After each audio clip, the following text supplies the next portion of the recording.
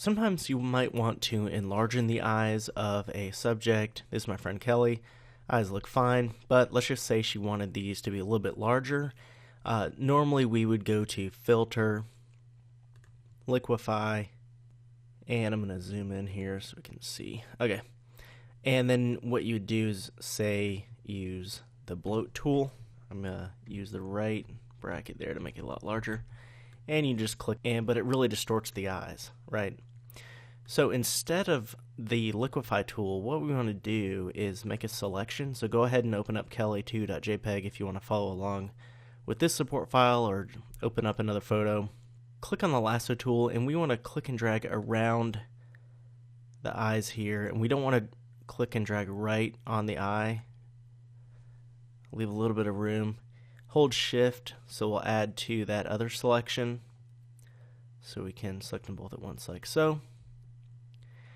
And I selected a little bit too much up there, so I'm going to hold down Alt on the PC or Option on the Mac, and just don't want to get too close to the eyebrow there. Okay, so that looks pretty good.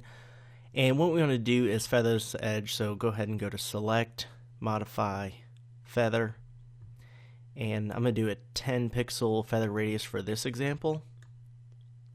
And then press Control J on the PC or Command J on the Mac. And what that'll do is, you can see we now have those selected eyes on their own layer. So with this top layer selected, press Control T on the PC or Command T on the Mac, or we can go to Edit, Free Transform. And there's a couple transform options here, like Perspective, Warp, Scale, Rotate, Skew, Distort. So we don't have to do necessarily any of those. What we can do is up at the top where it has width and height, instead of just clicking and drag the corner like that, just type in 105. And notice it doesn't do the height though. Make sure Maintain Aspect Ratio is selected here. Now 105 here will be 105 there. Hit the check mark here to apply those changes. And here's before, here's after. It looks a lot better than the Liquify effect, and it's a little bit more subtle.